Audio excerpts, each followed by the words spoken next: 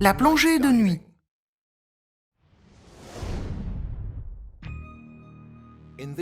Dans ce module, tu étudieras quels sont les facteurs qui déterminent une plongée de nuit. Tu découvriras également les précautions de sécurité importantes à prendre en plongée de nuit. Tu étudieras également quel est l'équipement le mieux adapté à la plongée de nuit et comment l'utiliser. Tu étudieras les principaux signes de communication lumineux et comment te préparer correctement pour une plongée de nuit. Plonger la nuit.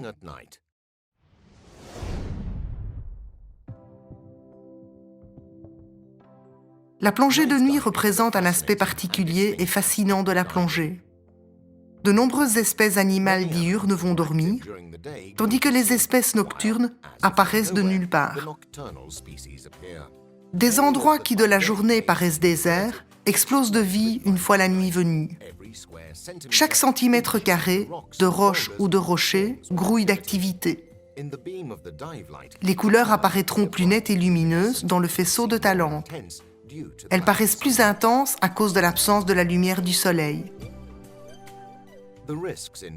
Les risques de la plongée de nuit ne sont pas très différents de ceux lors de nos plongées diurnes.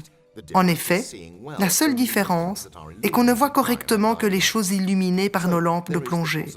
Donc, il est possible de heurter des rochers ou des animaux ou de ne pas trouver les commandes de ton gilet stabilisateur. N'oublie pas qu'une de tes mains sera occupée en permanence à tenir la lampe et dès lors, ta main libre devra faire tout le reste. Les dangers sont bien moindres que ce que tu pourrais croire. Aucun prédateur féroce et redoutable ne viendra te mettre en pièces et aucun monstre ne surgira de l'obscurité. Dans la réalité, les seuls à être étonnés seront les poissons surpris par le faisceau de ta lampe.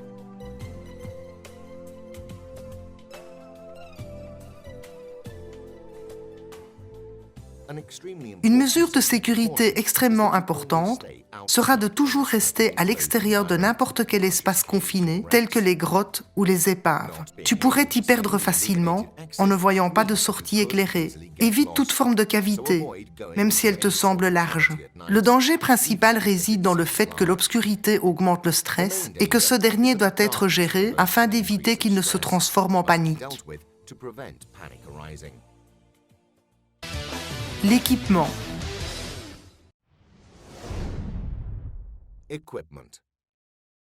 En plus de ton équipement standard, tu devras posséder une bonne source de lumière. Pour pouvoir lire aisément tes instruments, leur affichage devra être phosphorescent, ou mieux, doté d'un rétroéclairage. Cela t'aidera à les retrouver facilement pendant ta plongée.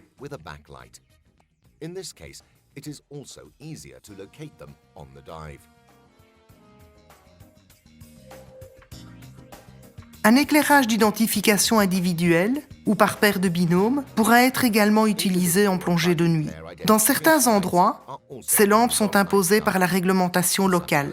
On utilise pour cela généralement des lampes chimiques. Elles sont constituées d'un petit tube en plastique contenant deux éléments chimiques séparés qui, lorsqu'ils rentrent en contact l'un avec l'autre, produisent une réaction chimique qui générera de la lumière et non de la chaleur.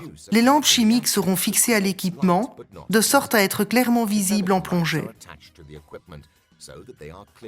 Tu pourras en utiliser de différentes couleurs, ce qui te permettra de reconnaître de loin un plongeur ou une paire de binômes. Il est utile de s'informer de la réglementation locale concernant leur usage. Dans certaines parties du monde, elles sont interdites, parce que les substances chimiques qu'elles contiennent peuvent polluer l'environnement.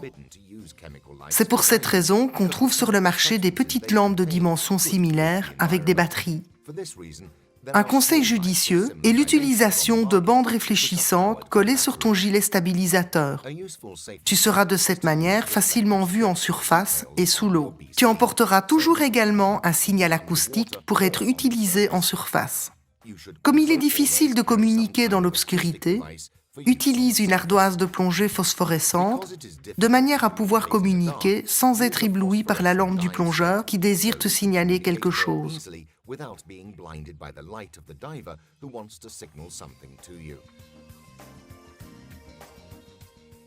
La lampe de plongée.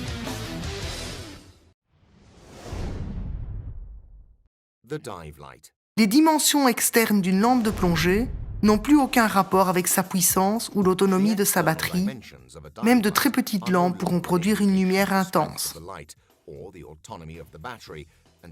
Comme les dimensions ne sont plus un facteur déterminant, examinons en détail les différentes caractéristiques d'une lampe de plongée.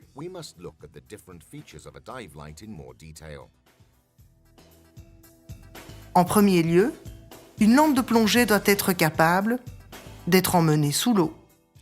Les lampes dites étanches ou waterproof ou water resistant ne conviennent pas pour la plongée de nuit. Pour effectuer en toute sécurité une plongée de nuit, tu as besoin d'une lampe de plongée principale d'intensité moyenne et d'une autonomie suffisante pour une plongée de nuit, c'est-à-dire entre 30 minutes et 1 heure. Une lampe de secours est recommandée, bien que non obligatoire. Elle sera suffisamment petite pour tenir dans la poche de ton gilet stabilisateur ou être attachée à un anneau de ta sangle d'épaule. Une lampe très utile est la lampe à éclat, strobe light.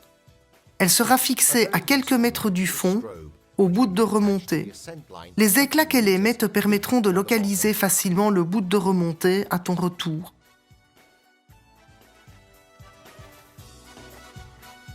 Si tu désires une lampe puissante avec une grande autonomie, tu choisiras un modèle doté d'un compartiment de batterie séparé.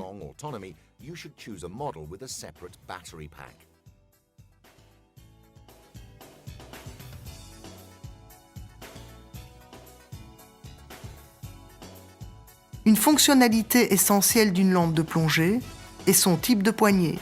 Les lampes de petite et moyenne taille sont généralement tenues par le corps, tandis que les modèles plus importants posséderont une poignée. Tu seras peut-être amené à utiliser tes 2 mains lors de ta plongée. Donc il est important que ta lampe possède une dragonne de poignet qui pourra même être terminée par un mousqueton. Tu pourras également garder les mains libres en utilisant une lampe fixée à un casque ou fixée à une sangle de ton masque de plongée. Dans ce cas, il te sera impossible de regarder en direction d'un autre plongeur sans l'éblouir.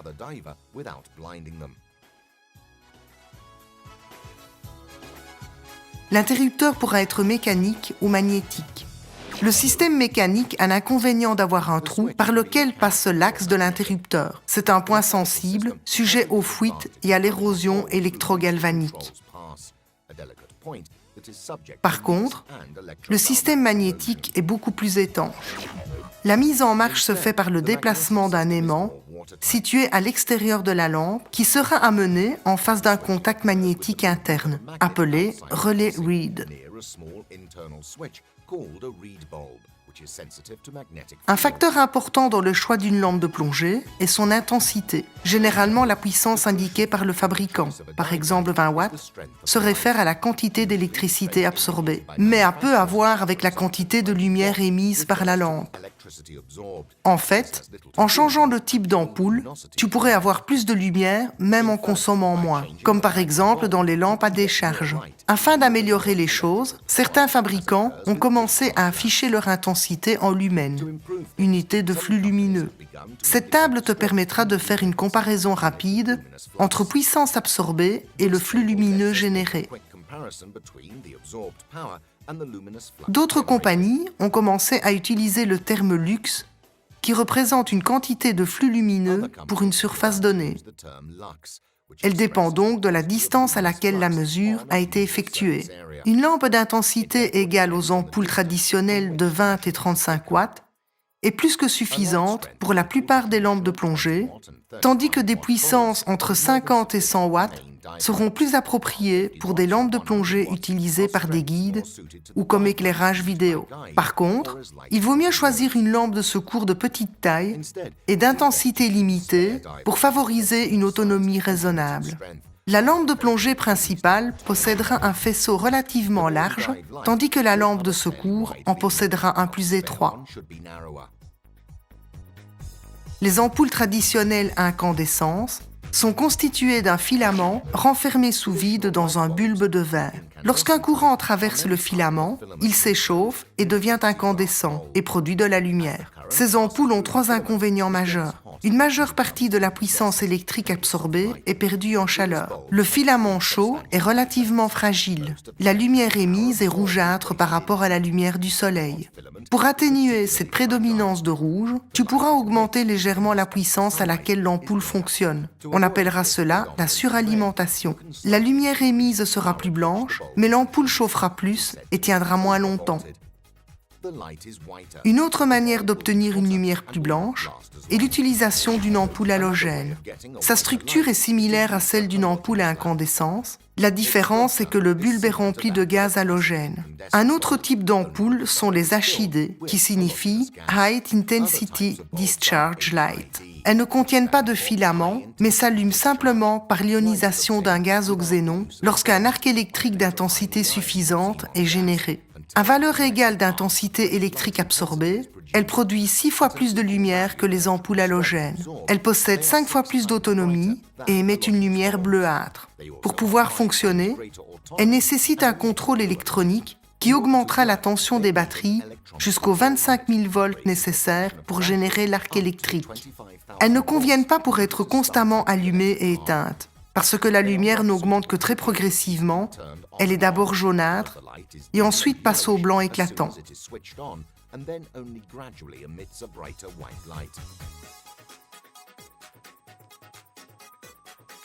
À la place d'une ampoule, tu peux utiliser des diodes électroluminescentes LED. Elles sont très efficaces parce qu'elles ne dégagent aucune chaleur et que leur lumière émise est proche de la lumière solaire.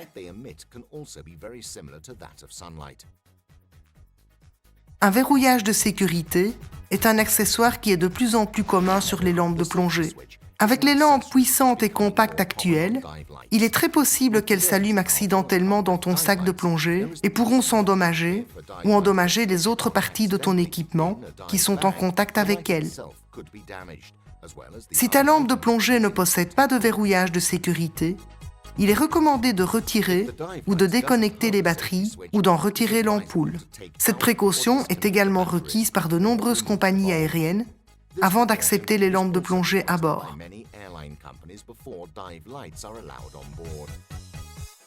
Les batteries.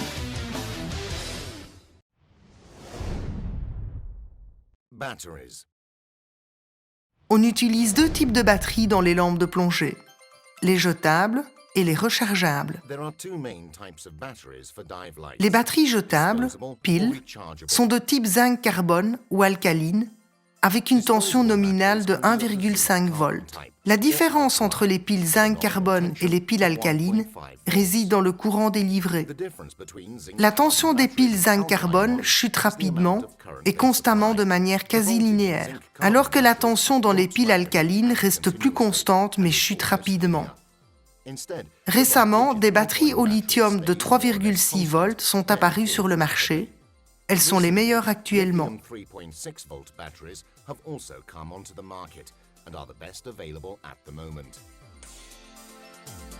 Les batteries rechargeables seront généralement de type nickel-cadmium ou nickel-métallhydrate. La plupart des batteries rechargeables ont tendance à se décharger même lorsqu'elles ne sont pas utilisées. Elles deviendront défectueuses si elles n'atteignent pas un niveau de charge minimum. C'est pour cela que certaines lampes de plongée possèdent une alarme de tension basse ou même un affichage électronique de l'état de charge de la batterie. Les batteries nickel-cadmium souffrent moins du désavantage de la décharge à vide. Elles supportent plus de cycles charge-décharge et sont plus résistantes. Leur tension moyenne est de 1,2 volts par élément, ce qui signifie que si on remplace 4 piles jetables par 4 batteries rechargeables de même dimension dans une lampe de plongée, l'ampoule requérant 6 volts, 4 fois 1,5 volts, ne sera alimentée que par 4,8 volts, 4 fois 1,2 volts. Un inconvénient des accumulateurs nickel-cadmium est l'effet mémoire, qui arrive dans le cas où on recharge une batterie insuffisamment déchargée. Après quelques cycles, l'accumulateur va mémoriser cette valeur intermédiaire et la considérer comme valeur minimale à laquelle la lampe s'éteindra d'elle-même. Comme l'effet mémoire est dû au cadmium, On a développé des accumulateurs nickel-métal-hydrate, NiMH, dans lesquels on a quasiment éliminé l'effet mémoire. Le problème est que ces accumulateurs, lors de leur recharge, peuvent produire des gaz explosifs, essentiellement de l'hydrogène. C'est pour cette raison que certains fabricants munissent leurs lampes de plongée d'une soupape de sécurité. Entretenir ta lampe de plongée.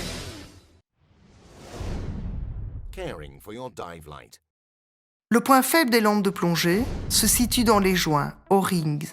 S'ils sont soumis à des pressions importantes pendant de longues périodes, ils se déforment, réduisant ainsi leur capacité de retenir l'eau. C'est pourquoi il vaut mieux conserver ta lampe de plongée partiellement ouverte et d'en retirer les O-rings si elle ne doit plus être utilisée avant longtemps. Cela préviendra la déformation des joints et leur assurera une meilleure longévité. N'oublie pas de recharger tes accumulateurs avant d'emporter ta lampe. Recharge-la régulièrement si elle n'est plus utilisée pendant de longues périodes. Si tu dois manipuler une ampoule, prends soin de ne pas la toucher avec tes doigts. La graisse et les saletés favorisent l'éclatement. Rince soigneusement ta lampe après chaque plongée.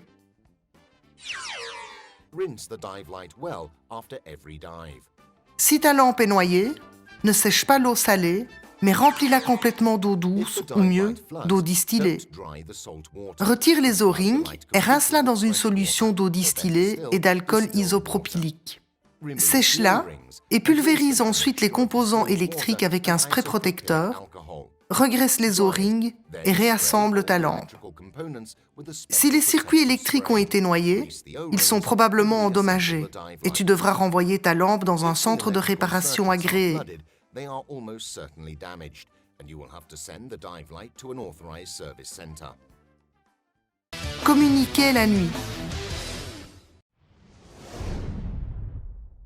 Night signals.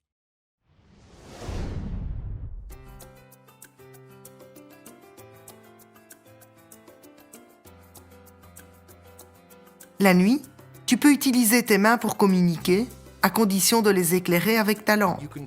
Il est essentiel de ne pas éblouir les autres plongeurs en pointant ta lampe dans leurs yeux.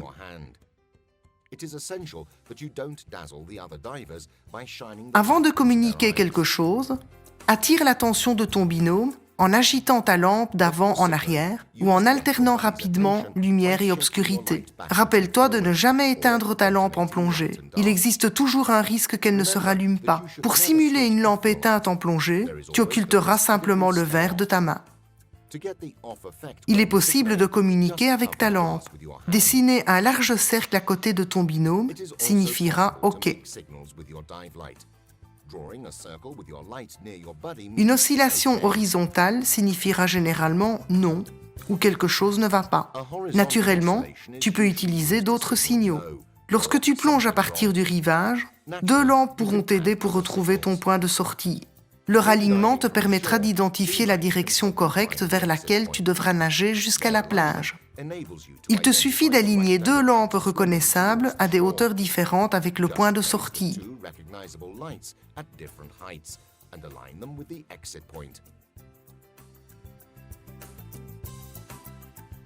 Déroulement de la plongée.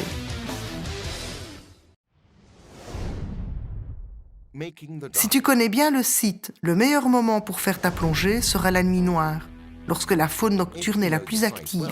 The best time to make the dive is when it is pitch black, when nocturnal animals are most active.